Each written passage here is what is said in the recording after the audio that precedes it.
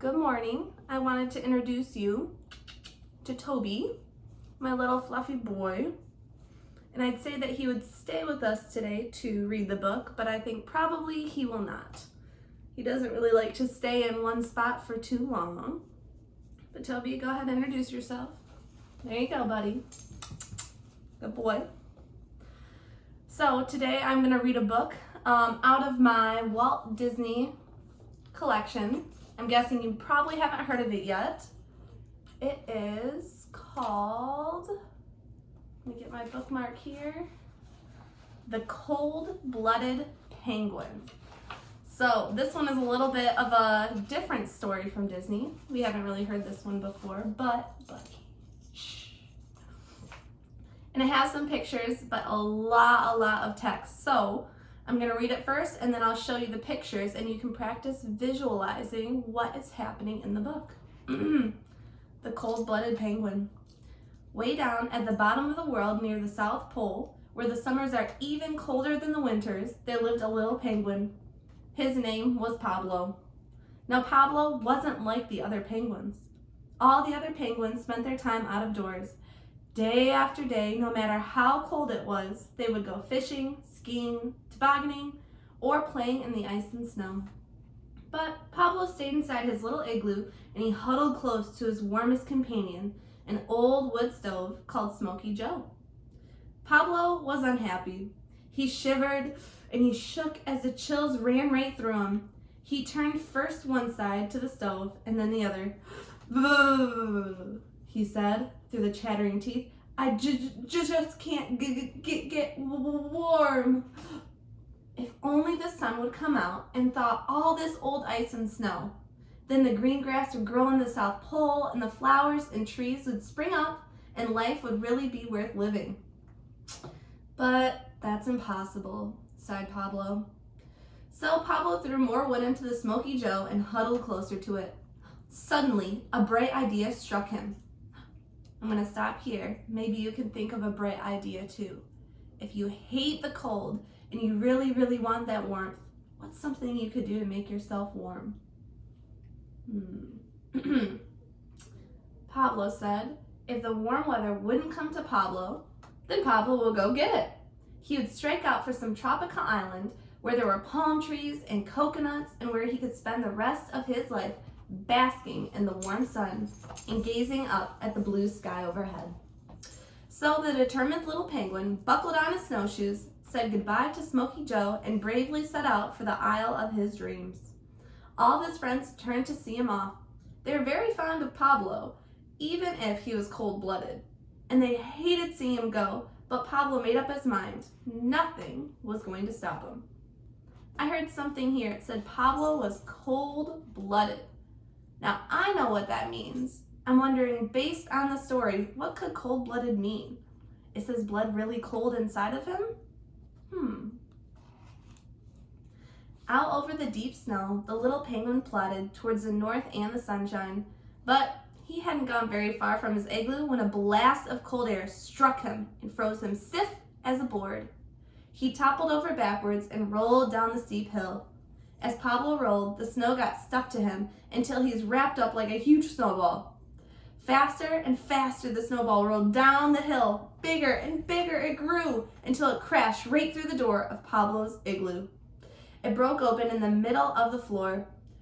So Pablo sat up and he found himself staring at Smoky Joe, who'd been burning faithfully, trying so hard to keep his little igloo warm. "Now perhaps you'll give up this wild idea," grumbled the old stove, "and you stay where you belong." But he didn't know Pablo. The little penguin was not going to let one disappointment upset his plans. This little penguin has awesome perseverance. The next day, the cold-blooded little penguin set out once more for tropical sunshine. So far I have Pablo, my little penguin. Looks like some of his friends, but I don't see his friend, Joe, the stove.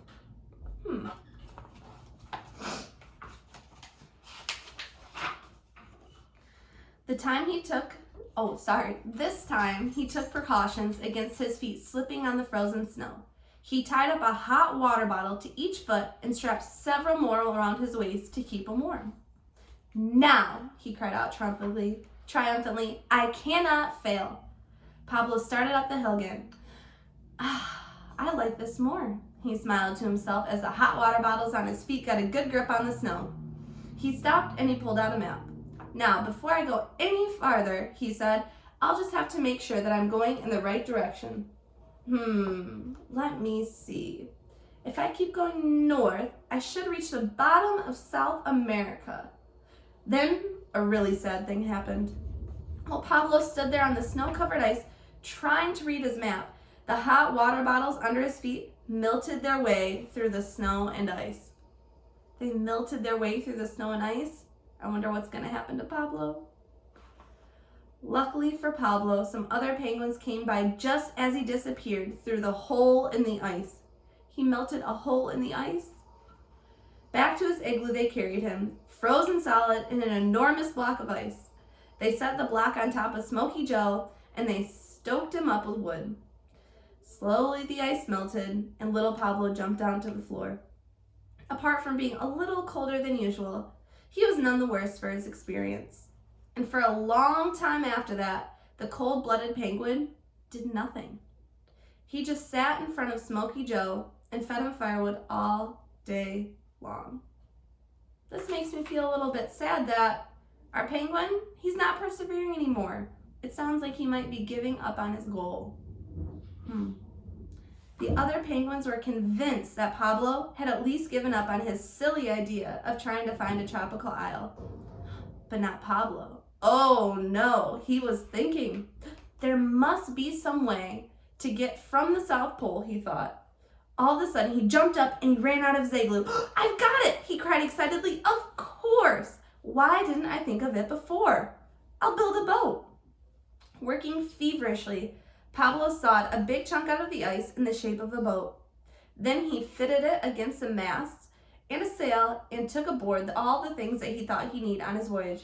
Food, water, a chart, an umbrella, a bathtub, and of course, his old friend, Smoky Joe.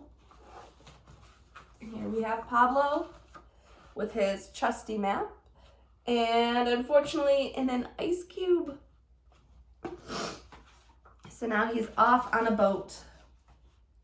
Finally, the cold-blooded little penguin set sail for the land of his dreams.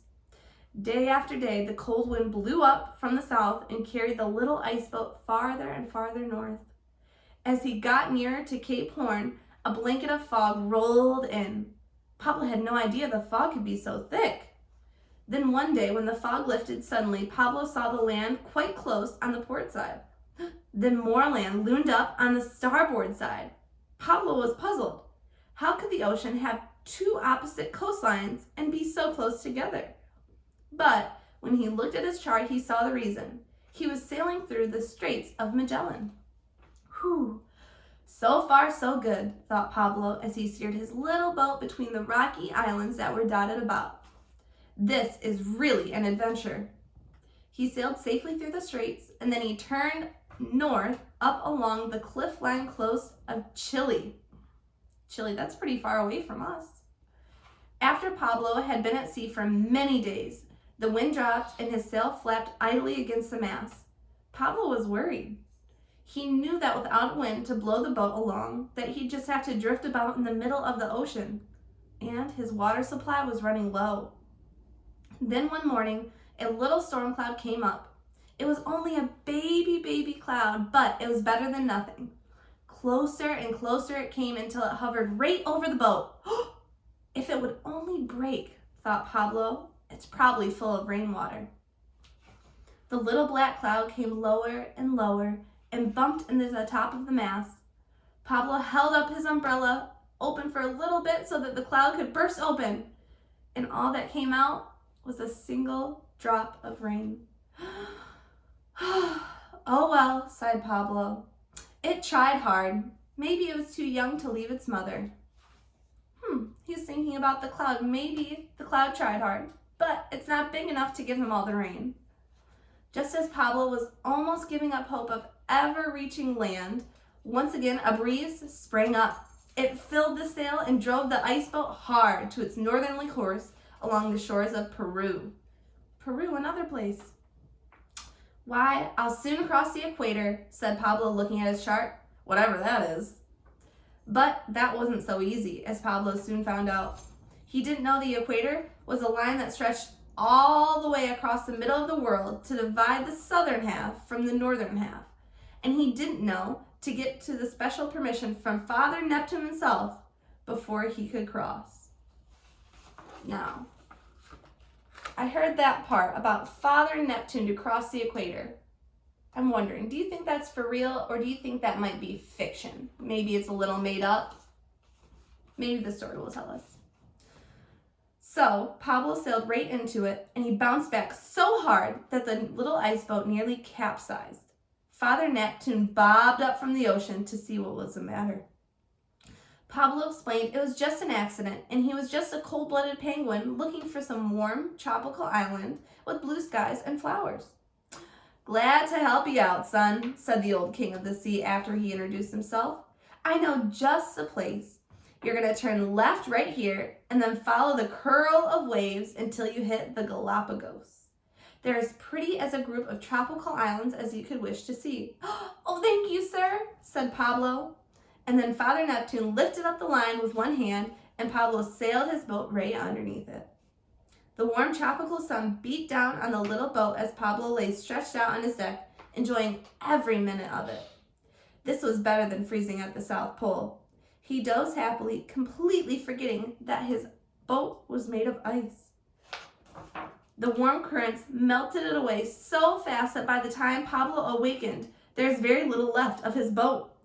The little penguin was frantically running back and forth trying to save his boat, but it was too late. The only thing that remained afloat was the bathtub. So Pablo struck out for it with all of his might, and he reached it just inside when it was filling with water. He's scrambling inside, and he started bailing out the water as fast as he could. But the faster he bailed out the water, the faster the bathtub seemed to fill up. Then he remembered something that he had forgotten to put the stopper in the tub. It must have gone down in the ship. Something had to be done. Pablo pulled off the shower pipe and jammed it into the hole at the bottom of the tub. The water spurted up over the shower pipe and poured out over the side. As it did so, it pushed the bathtub through the water at a terrific speed. Straight towards a smooth, sandy shore sped the tub, and it slid right up on the beach. Pablo jumped out excitedly. He scooped up handfuls of the fine white sand, and he let it run through his fingers. Oh, at last, he cried. I'm on a tropical island. There were coconuts as big as footballs hanging in clusters from tall trees, big bunches of yellow bananas, luscious, this one's a tricky word, I might have to send it out, luscious persimmons, ripe, juicy mangoes, and many other things. In fact, there's everything his heart ever desired. This was truly the isle of his dreams. And so, the cold-blooded little penguin built himself a hammock, and he swung in between two palm trees. And all he did each day was bask in the tropical sunshine and eat fruit and drink coconut milk. Pablo should have been the happiest penguin in the world. But there were times as he lay swinging in his hammock, basking in the sunshine, when he would sigh, long and deep. He was thinking of the crisp cold, the gleaming snow, and the clear green ice of his old home off the far South Pole. And here's Pablo in his tub. The end. Something that might be cool to do. At the end of the story, we heard that Pablo was saying that maybe he wasn't so happy in his tropical home. Maybe he kind of missed his ice home. I'm wondering if you could maybe draw or even imagine, think of something. How could Pablo solve his problem? He has the warmth, but he's all alone. If he goes back to the cold, he's going to be too cold. What should Pablo do? Anyway, I hope you enjoy the rest of your Saturday or your weekend. I wore my Saturday R for Snuggle shirt, so I hope you stay inside, stay safe, healthy, warm, and cozy. Hope to see you again soon.